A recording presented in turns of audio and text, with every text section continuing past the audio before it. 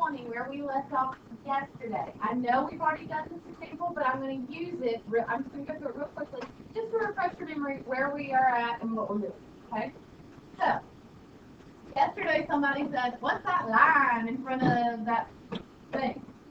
We know it's not a line. It is a negative sign. More specifically, it's a negative 1. Okay? So we know it's negative 1. I told you if you want to be okay with this, and I think most of you were, because by the end of the block, y'all said you were okay with this. But the key of it is even though, like, you see something up here right now that's perfect? Yeah. Yeah. But we're not going to circle it. We're not going to take it out right now. Because if you start circling and taking stuff out, and then try to break this apart, and then taking that out, and then bringing that down, and then taking that out, you're going to get so lost because you're, like, working in all, like, different directions. So on the very first step, all we're going to do is this. We're going to take each piece. We're going to look at 625. We're going to look at X to the 11th. We're going to look at Y to the 14th. We're going to look at Z to the 17th. And we're going to, if it's perfect, we're going to drop it. I told you there's something perfect. Think about things that are perfect, or close to perfect. Okay? Yeah. You don't want to mess with it. If it's fine like it is, don't mess with it. So, if it's perfect, you're going to drop it in. But if it's not perfect, you need to fix it. And you need to make it into something that is perfect. So, the 625 question is it perfect? And to test that, somebody said we got to divide it. I'm telling you right now, we're not dividing. We're not multiplying and dividing today. The topic of what we're doing today is we are squaring and taking these square roots. Okay? Those are the opposites that we're working with. So if you want to test it out, you can take these square roots of 625. Is it perfect? Mm-hmm. Yes, it's not to be perfect. So we're just going to drop it in. Okay? X to the 11th. Yesterday, how do we know it's a variable of perfect? It was even. Had an even x. So is x to the 11th perfect or not perfect? It's not perfect. So what we're going to do is we're going to break it apart. Something becomes something that is perfect. And the highest one, we want to go fishing for the highest one.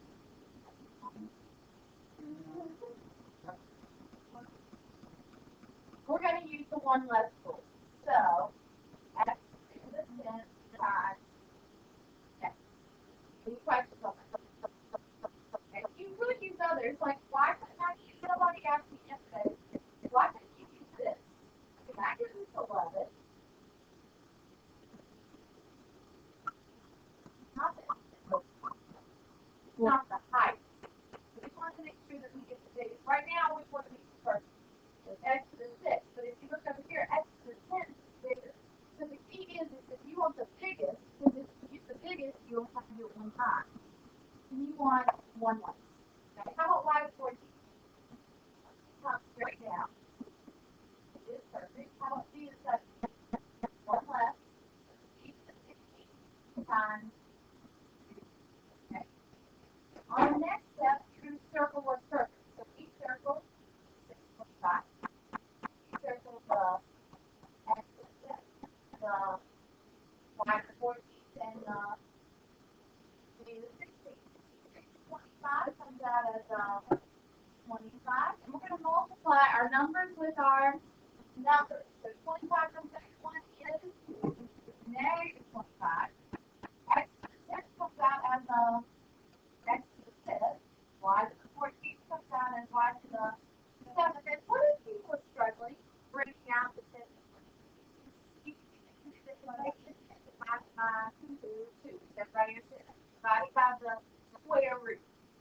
Divided by 2. Square. And then it becomes e to the 8th. It's very easy from there. For the x and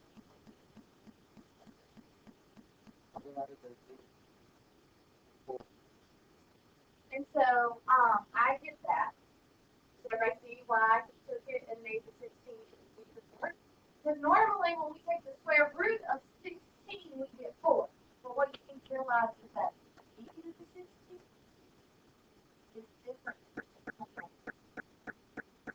taking the square root of both. My question to you is, 1 times what?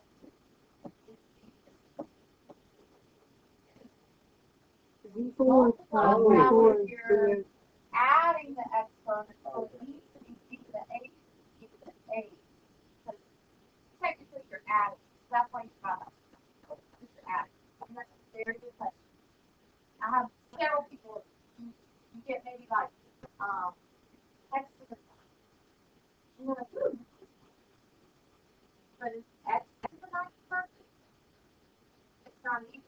So X to the 9, your variable is completely different.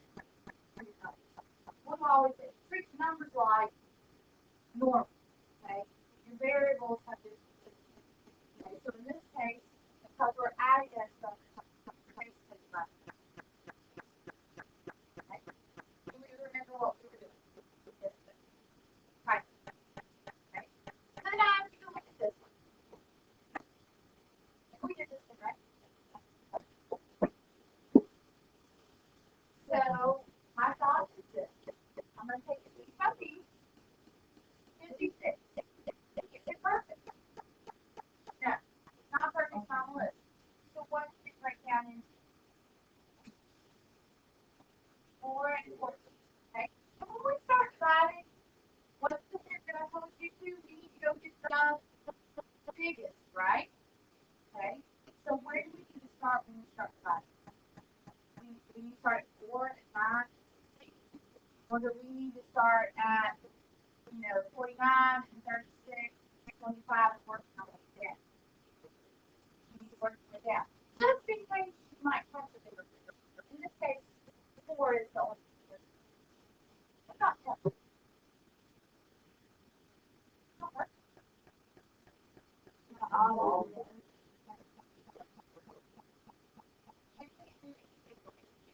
slow together. So just bring it down. Be careful to put it down. Be careful to put it down. Drop it. Go up and clear. Perfect. Drop it. How about 7? One less. Now, I got a lot of people earlier today that they're like, I get your one less. So they wrote this. That's all they wrote. I want you to go back to those factor trees that we didn't love so much. I want you to think about it. When we wrote 6 down, is it okay to just do that? You can't just magically make a 6 equal to 2 unless it's something that is equal to 6, right? I need to break it down into something that is equal to 6. So something that is equal to 6, you got to realize when you break it apart, you got to have 2 parts to it. I'm going to say 3. Okay, 3 equal to 6. So do you understand? If I'm going to break this down, I'm not going to do 1 less. It's got to be 1 less times what's the other one. Just, do we agree that this now is equal to 7? Yes or no? You understand what I'm saying? Make sure when you break it apart that what you write underneath is equivalent to what you have on top. You can't just magically, I think I want to take that 8, I don't like that 8, and I want to make it.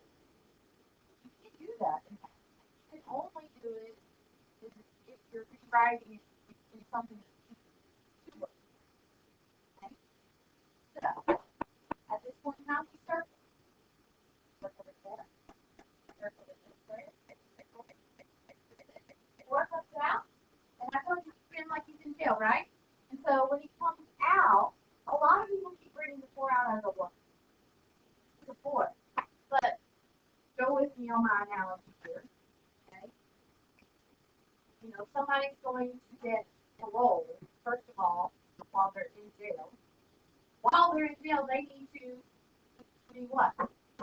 Perfect, right? They need to do what they're supposed to do. If they're not behaving correctly, they're not going to get their ticket out. It's got to be perfect. Wow. Have you ever heard them say? So hopefully, they're changing as they're coming out. They're coming out differently than what they did at the beginning. Now, what they did, more. Okay. And they're free. Okay, so some people. So, when you come out, you're a different person. Hopefully you're a little bit better than you were before. Okay? So we come out, they've got to change. This side, in this case, the figured out is to take the square root. So the 4 comes out as a 2. The n squared comes out as a n. And the piece of 6 comes out as a p to the third, 1 plus the 14 is 6. You don't get my analogy this time. I don't get God 14. Because it's not on number. Okay. You know the list you have 1, 4, 9, 25, 30. Go on that list. You can only take things out, numbers out that are on that list. Okay, does that make sense? And somebody says that you break 14 down again into 2 and 7. So if you need 2 more 7. Only one to break these down is one of these numbers. So we do these numbers that we put these. Listen, I like to keep one on the list, but you want but it's still really important. Even 9, 16, everything else you put. So these numbers don't go into 14. Okay, that's why I said the list is super important because you're going to refer to that list. And those are the numbers that you divide by. And those are the numbers that you try to break apart. Okay? Use the that are on those. So here's what we're picking up. And it's not as hard as it looks like. We're going to start multiplying these. And so here's the concept. Repeat after me. Outside with outside. Inside with inside. Outside with outside. Inside with inside. Outside with outside. Inside with inside. Okay.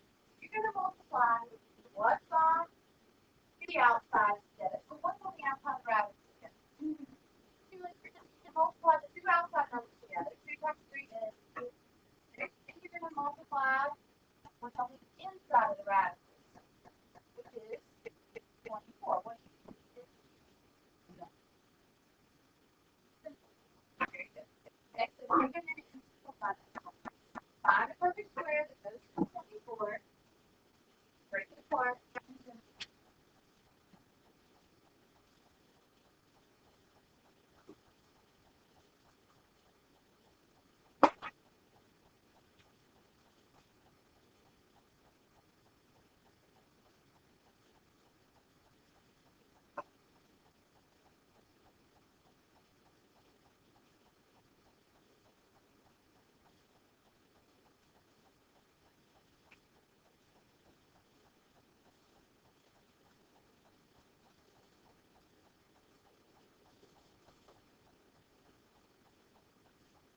How do you do that?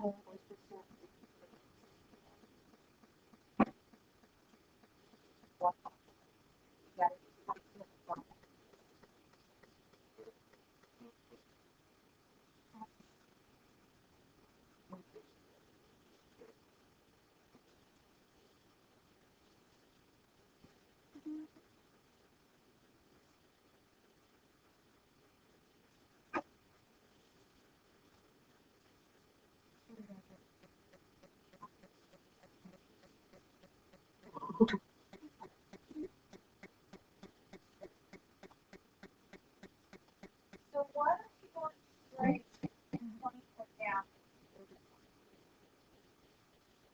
It's not perfect, right? So it needs to be broken down into 4 times it. Not easy to see, guys. Please don't keep stuff. Okay? Please don't keep stuff.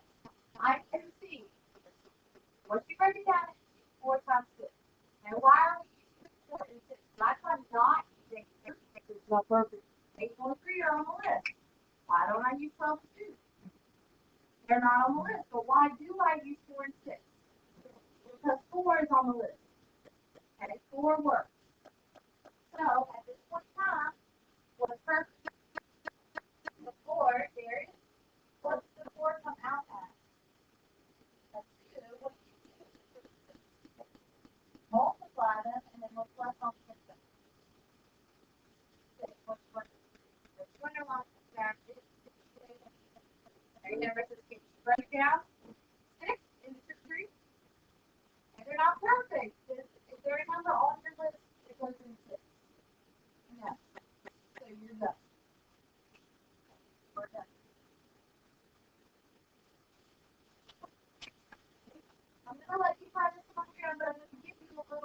guidance before I let you start. So, you're still going to multiply outside with outside and inside with inside. Up here, 3. Outside with outside, inside with inside. So just on the outside, 3 and 1. You got that? You multiply 3 and 1. On the inside, you multiply 21 with the 3. You multiply the x with the x and the y squared with the y cubed. And when you multiply powers leading, add the exponents. And from there, once you multiply, you will simplify. So, go for it. It is a 1.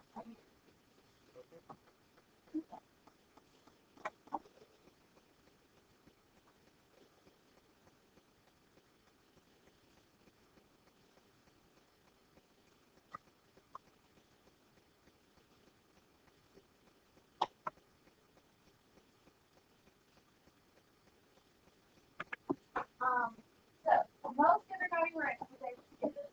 Okay. Outside with outside. This is really tough one. Any questions on this one? What if there was a 1 here and a 1 there? You want to have 1, but would it be the 1? Not really. You understand that? 3 plus 12 is 3. And then here, 21 times 3 is 3. X to the first times x to the first is x to the second. And y squared times y to the third is y to the fifth. Okay? This part, if I will lose my bag of tricks and revert back to one of my older analogies, I always talk about this stuff being break it down or break it down. Okay? You're either going to break it apart, which is break it down, or if it's perfect, you will just break it. You got what I mean by break it down or break it down? So, here we go. I see this from everybody. Break it down or bring it down? Break it down. Not x squared. Break it down or bring it down. Bring it. Y to the fifth. Y to the fourth times y. Some of you wrote down part of it, but not the rest. You need to go piece by piece and decide. Do you break it apart or do you bring it down? Okay, and if it's perfect, if you're not going to break it apart, then it better be on the list. You understand? If you're not going to break it apart, it better be on the list. It better be able to circle it. But yeah, so. X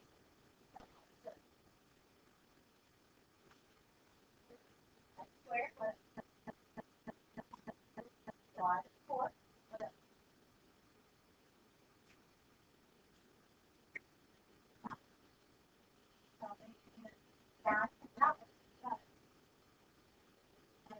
Number one mistake.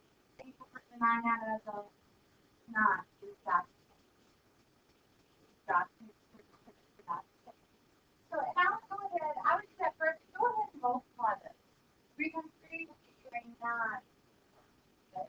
When I bring the x squared out, it's going to be as x. And then y to the fourth comes out as y to the